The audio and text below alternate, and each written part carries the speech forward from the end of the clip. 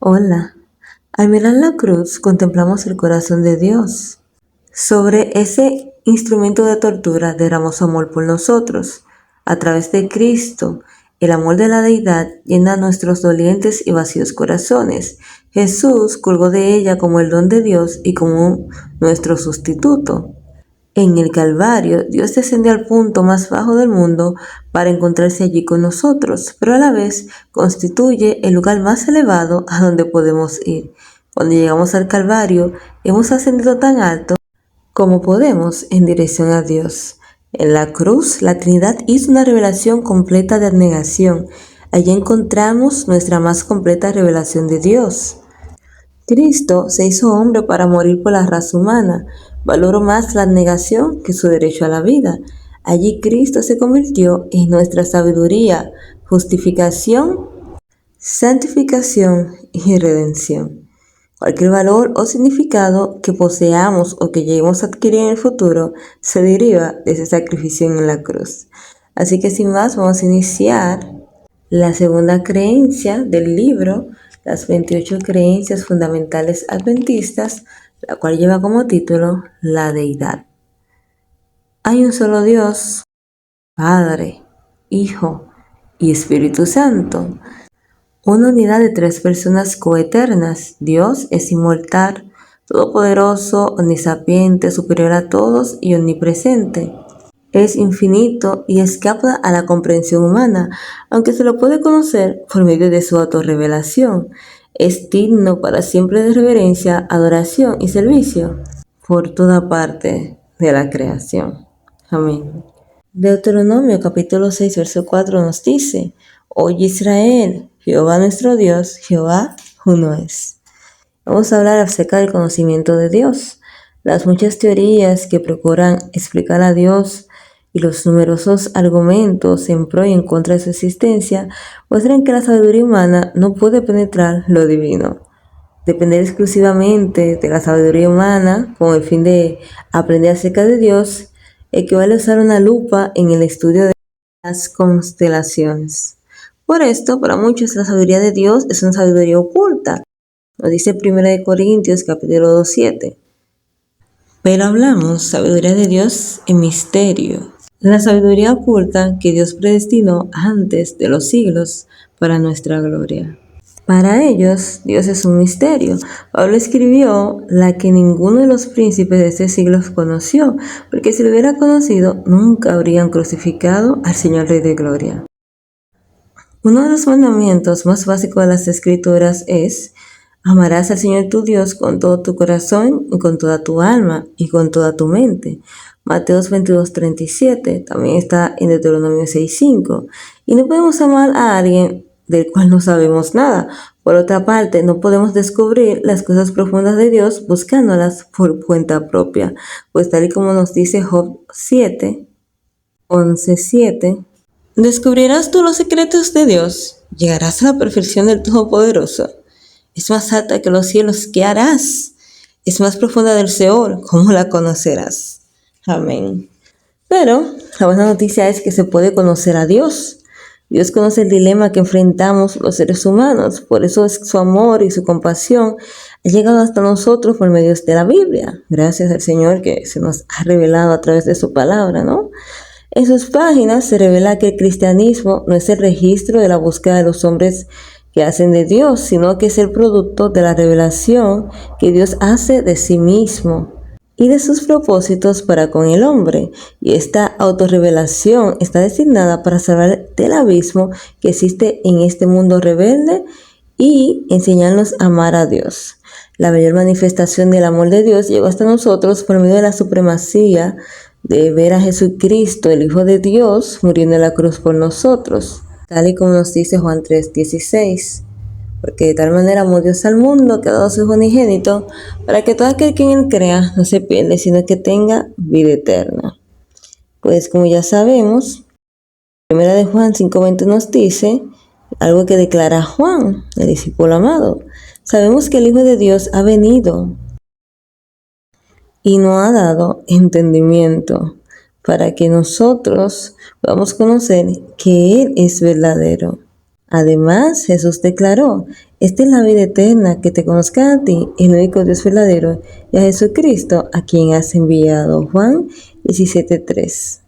Estas son buenas noticias para nosotros, ya que si bien es imposible conocer completamente a Dios, las Escrituras nos permiten obtener un conocimiento práctico de Él que nos basta para permitirnos entrar en una relación salvadora con Él. Pero, ¿cómo podemos conocer a Dios? Bueno, a diferencia de otros procesos de investigación, el conocimiento de Dios tiene tanto que ver con el corazón como con el cerebro. Abarca todo el ser y no solo el intelecto.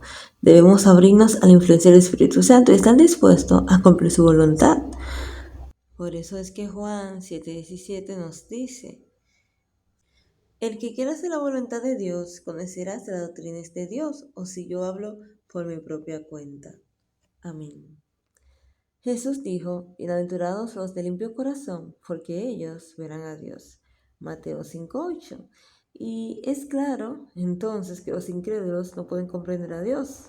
Pablo exclamó: ¿dónde está el sabio? ¿Dónde está el escriba? ¿Dónde está el disputador de este siglo? ¿No ha enloquecido Dios la sabiduría del mundo? Pues, ya que la sabiduría de Dios, el mundo no conoce a Dios, mediante la sabiduría agradó a Dios salvar a los creyentes por la locura de la predicación. Primeras de Corintios, capítulo 1, 20 y 21. La manera en que aprendemos a conocer a Dios por medio de la Biblia es diferente de todos los otros métodos de adquirir conocimiento. No podemos colocarnos por encima de Dios y tratarlo como un objeto que debe ser analizado y cuantificado.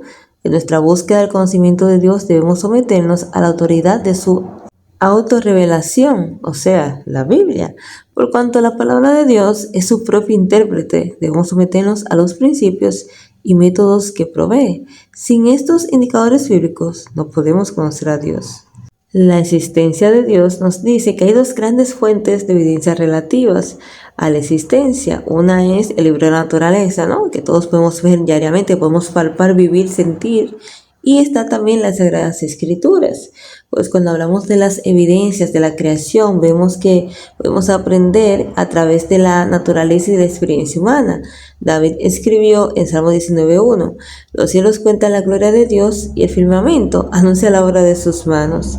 Juan afirma que la revelación de Dios, incluyendo la naturaleza, alumbra a todos. Y Pablo declara que las cosas invisibles de Él, su eterno poder y deidad, se hacen claramente visibles desde la creación del mundo, siendo entendidas por medio de las cosas que están hechas. Romanos 1:20. La conducta humana también provee evidencias de la existencia de Dios. En el culto ateniense, al Dios no conocido, Pablo vio evidencias de una creencia en Dios. Dijo el apóstol: al que vosotros adoráis, pues sin conocerle, es a quien yo os anuncio. Hechos 17:23. Pablo también dice que la conducta de los que no son cristianos revela el testimonio de su conciencia y muestra que la ley de Dios ha sido escrita en sus corazones. Esta intuición de que Dios existe se encuentra aún entre los que no tienen acceso a la Biblia. Esta revelación general de Dios ha llevado a la formulación de diversos argumentos clásicos en favor de la existencia de Dios, pero también podemos comprobar nuestras evidencias con las Escrituras. La Biblia, en su texto inicial, que todos hemos escuchado alguna vez, seamos cristianos o no: en el principio creó Dios los cielos y la tierra. Génesis 1:1. La Biblia describe a Dios como el creador, sustentador y legislador de toda la creación. La revelación de Dios por medio de la creación es tan poderosa que no hay excusa para el ateísmo, el cual surge cuando se suprime la verdad divina o cuando una mente rehúsa reconocer la evidencia de que Dios existe. Hay suficientes evidencias de la existencia de Dios para convencer a cualquiera que procura seriamente descubrir la verdad acerca de Él. Y sin embargo, la fe es un requisito previo. Por tanto, dice Hebreos 11:6, que sin fe es imposible agradar a Dios, porque es necesario que el que se acerca a Dios debe creer que Él existe y que es galardonador, otra versión dice recompensador, de los que le buscan.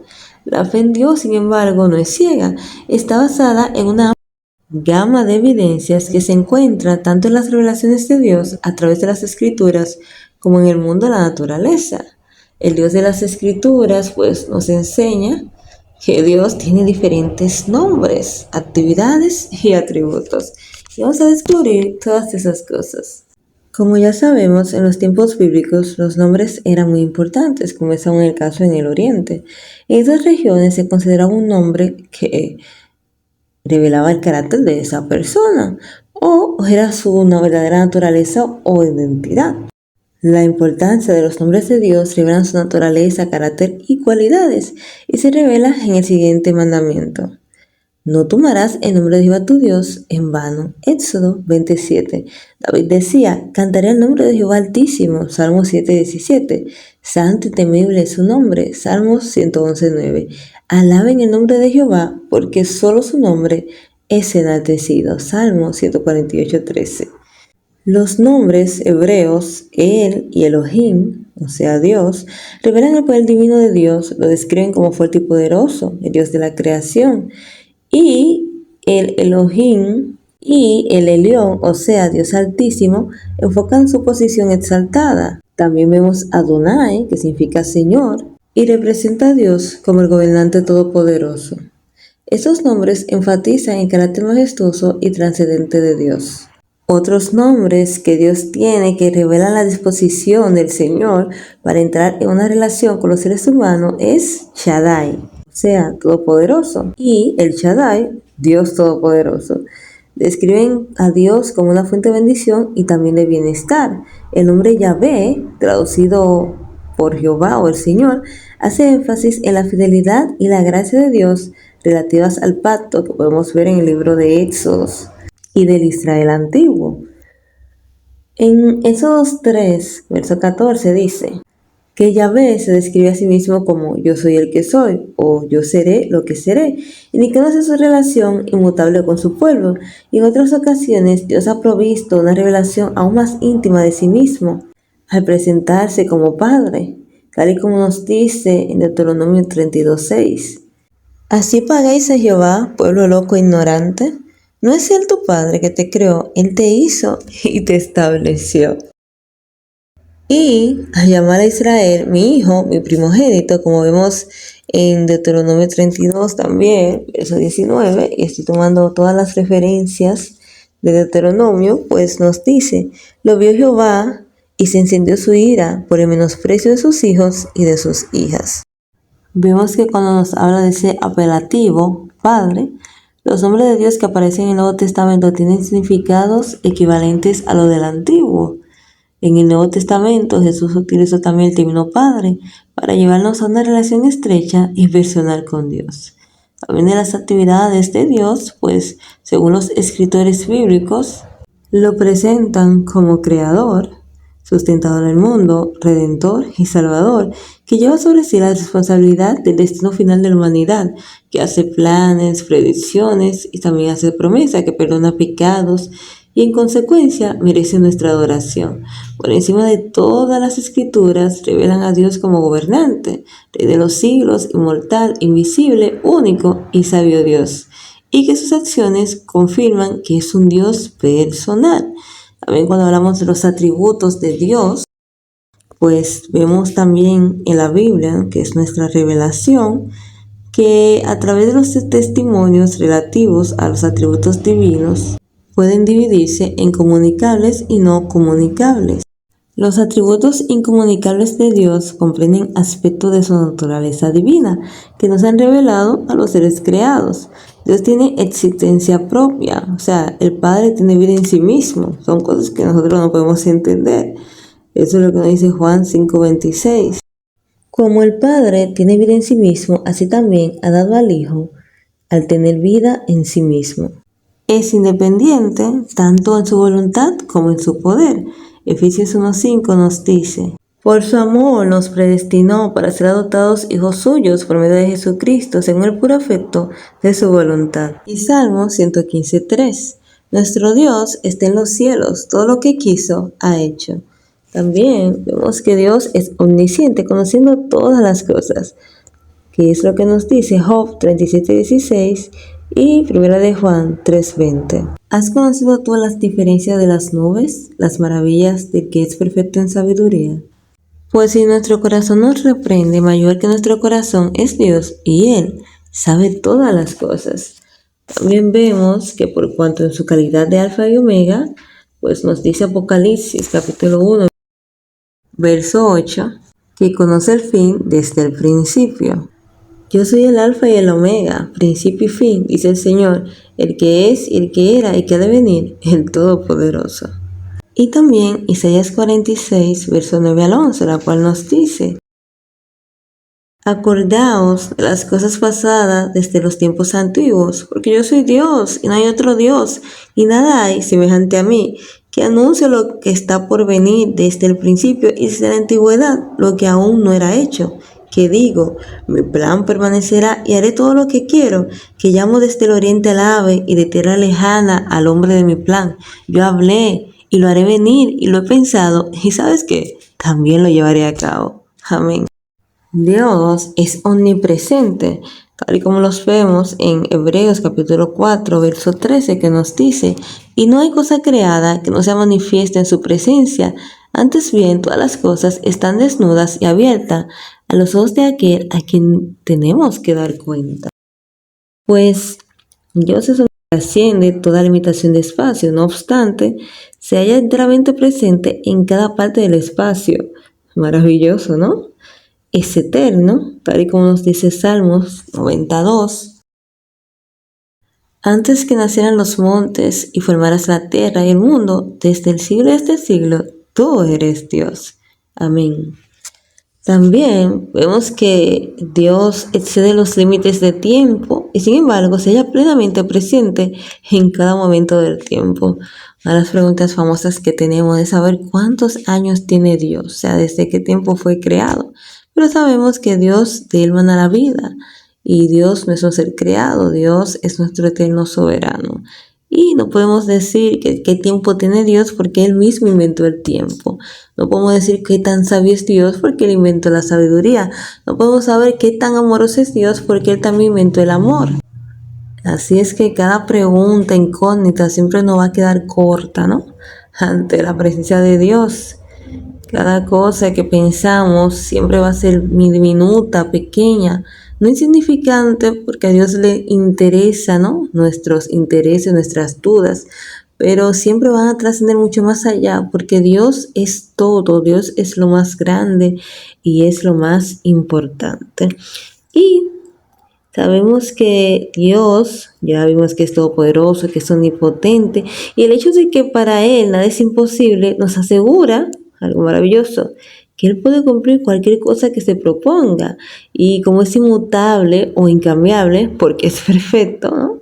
Una de las cualidades maravillosas que tiene Dios es que es fidedigno.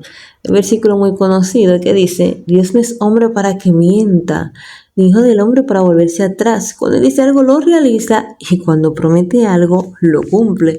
Y eso es algo maravilloso, porque los hombres nos defraudan, prometen cosas, no cumplen, pero Dios no es así.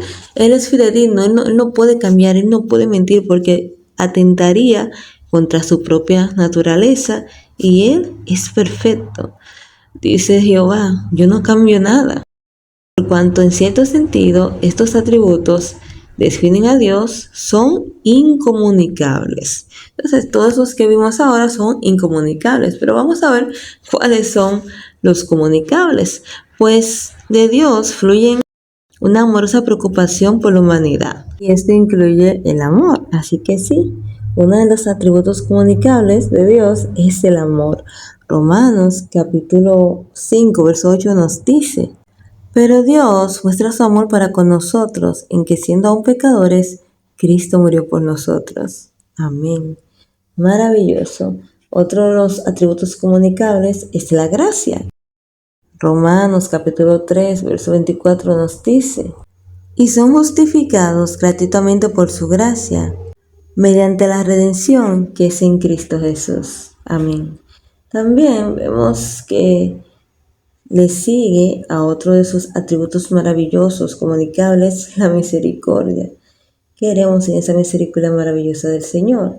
Salmo 145, versos 9 nos dice: bueno es Jehová para con todos y sus misericordias sobre todas sus obras. Otro atributo comunicable es la santidad. Salmos capítulo 99, verso 9 nos dice: Exaltad a Jehová nuestro Dios y postraos ante su santo nombre, porque Jehová nuestro Dios es santo. Continuamos con la paciencia, según nos dice 2 de Pedro capítulo 3, verso 15. Y tened entendido que la paciencia de nuestro Señor es para salvación, como también nuestro amado hermano Pablo, según la sabiduría que le ha sido dada, os ha escrito. Bien, es justicia, pues Apocalipsis 22:12 nos dice: vengo pronto, y mi galardón conmigo, para recompensar a cada uno según sea su obra. Y verdad. Primera de Juan 5:20 nos dice: pero sabemos que el Hijo de Dios ha venido y nos ha dado entendimiento. Y nos ha dado entendimiento para conocer al que es verdadero. Y estamos en el verdadero, en su Hijo Jesucristo. Este es el verdadero Dios y la vida eterna. Amén. Otro tema muy importante que hemos de conocer de Dios, o sea, Dios Padre, Dios Hijo y Espíritu Santo, es que las Escrituras hablan específicamente de que Dios hace según su voluntad y no hay quien detenga su mano. Daniel 4:35. Tú creaste todas las cosas y por tu voluntad existen y fueron creadas. Apocalipsis 4:11. Todo lo que Jehová quiere lo hace en los cielos y en la tierra. Salmo 135:6. Así Salomón pudo decir: como los repartimientos de las aguas, así es todo el corazón del rey, en la mano de Jehová. A todo lo que quiere, lo inclina. Proverbios 21:1. Pablo, consciente de la soberanía de Dios, dijo: otra vez volveré a vosotros, si Dios quiere. Hechos 18:21. Por otra parte, Santiago amonesta diciendo: deberías decir, si el Señor quiere viviremos, haremos esto o aquello. Y ahora vamos a hablar de dos temas importantes. Uno es la predestinación y la libertad humana, y la otra es ciencia divina y la libertad humana. Pues lo que debemos de saber acerca de la predestinación, que la Biblia revela que Dios ejerce pleno control sobre el mundo. El Creador predestinó a los seres humanos para que fuesen hechos conforme a la imagen de su Hijo, con el fin de adoptarlo como hijos suyos y permitirles obtener esa herencia incorruptible, ¿no? Que todos estamos siguiendo esta carrera de cristianos para poder alcanzarla. Pero ¿cuáles son las implicaciones que tiene para la libertad humana esta soberanía divina? Pues cuando vamos al diccionario y buscamos el verbo predestinar, vemos que significa determinar de antemano. Y es algo muy interesante tocar estos temas porque a veces decimos: no, pero ya Dios sabe que va a suceder esto, de qué vale esto. Algunos dicen: ay, no, ya Dios sabe lo que se van a salvar, los que se van a perder, no voy a hacer nada. Pero es importante que podamos estudiar estos capítulos maravillosos. Algunos suponen que cuando leen estos pasajes,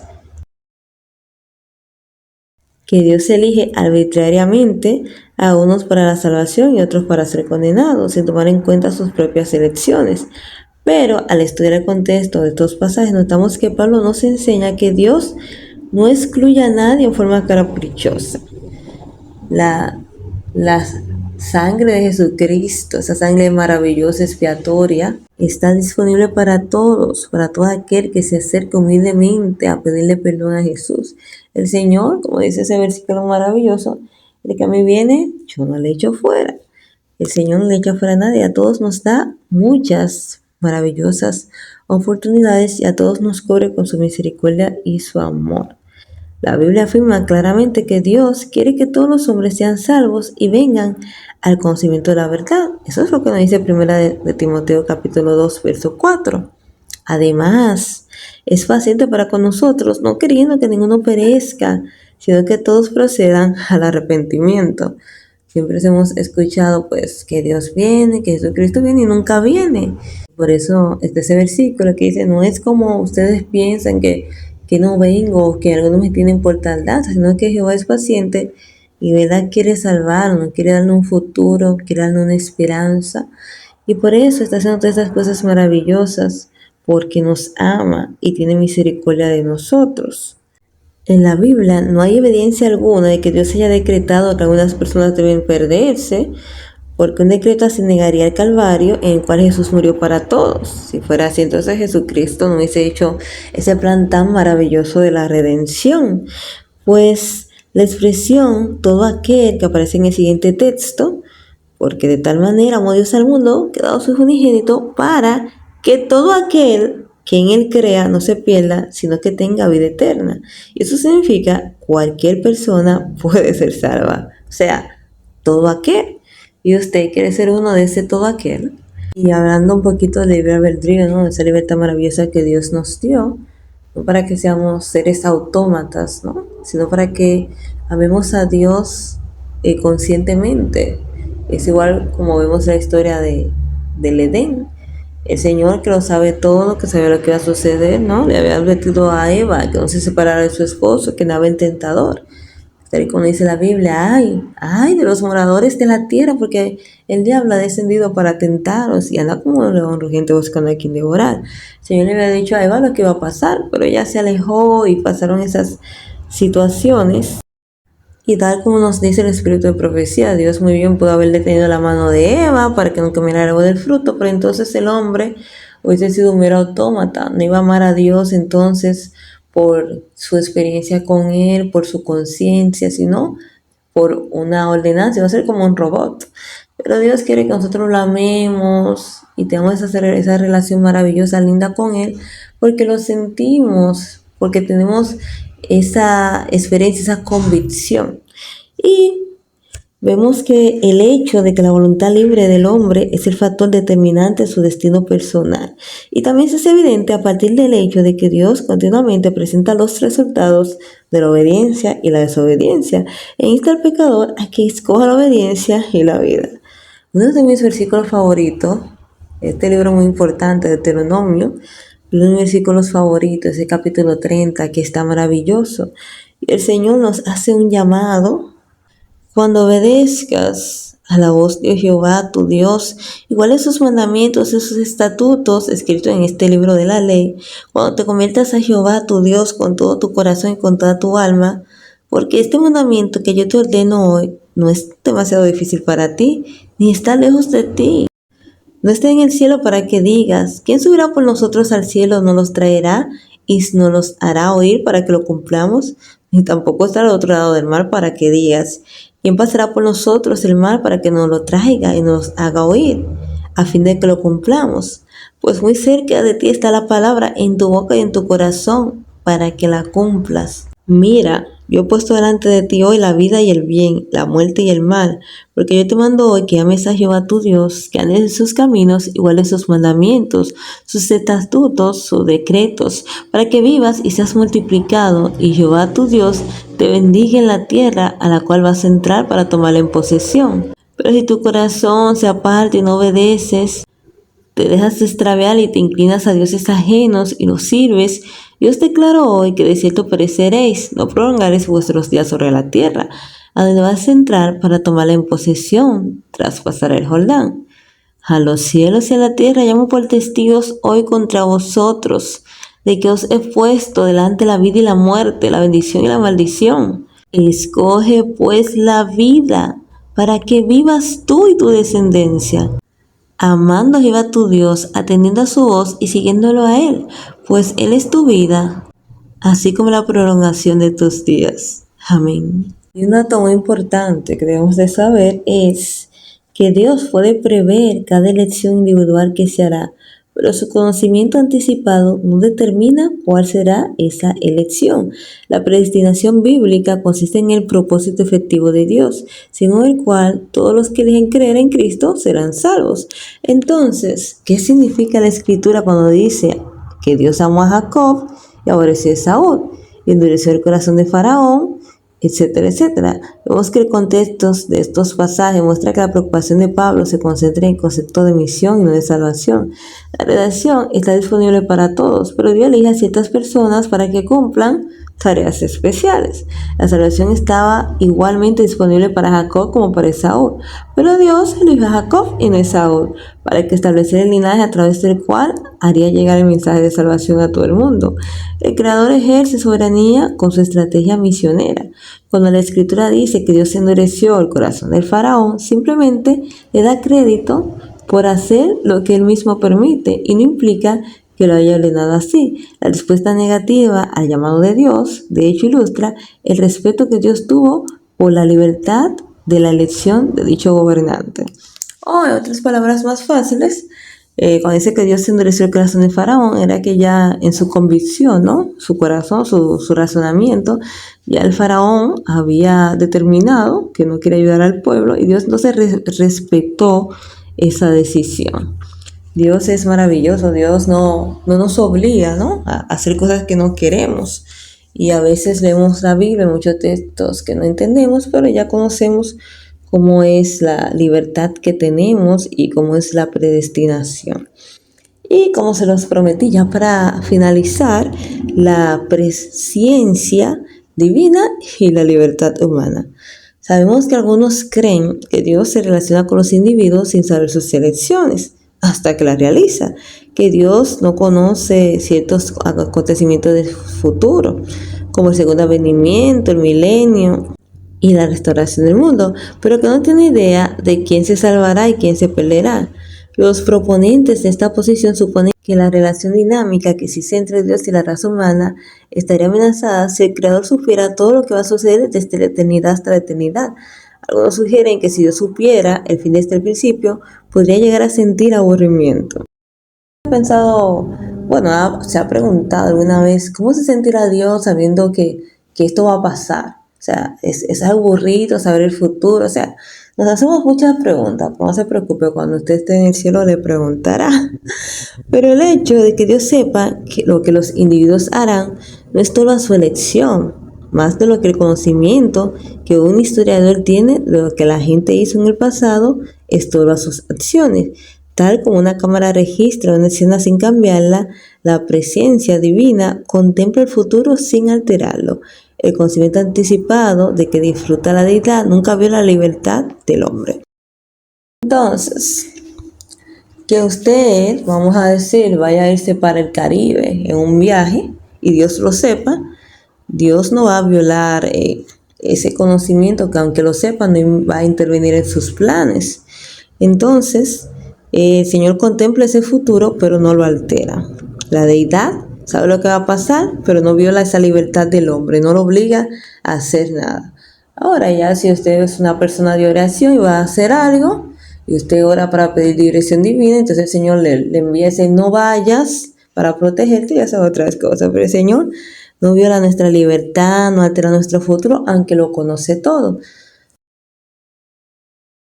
Y aunque podemos aprender muchísimas cosas de Dios, le agradecemos por revelarse a través de las Escrituras, ¿no? Que ese Dios sublime, excelso, altísimo, que se velan los ángeles para poder estar en su presencia, se nos haya velado a nosotros. Eso es una misericordia, es una gracia. Para terminar, yo quiero enfatizar que el único Dios verdadero es el Dios de la cruz. Cristo reveló ante el universo el infinito amor y su poder salvador de toda la deidad. Reveló Dios trino que estuvo dispuesto a sufrir la agonía de la separación debido a su amor incondicional por este planeta reverde. Desde esa cruz, Dios proclama su amorosa invitación a nosotros y nos dice: reconciliaos, y la paz de Dios, que sobrepasa todo entendimiento, guardará vuestros corazones y vuestros pensamientos en Cristo Jesús. Oh, gloria a Dios. Muchísimas gracias por ver hasta aquí nuestro video del capítulo 2, la deidad. Y nos vemos la próxima semana con la creencia número 3, que lleva como título Dios el Padre. Vamos a seguir explicando la divinidad parte por parte. No te pierdas este estudio y compártelo. Bendiciones. Bye.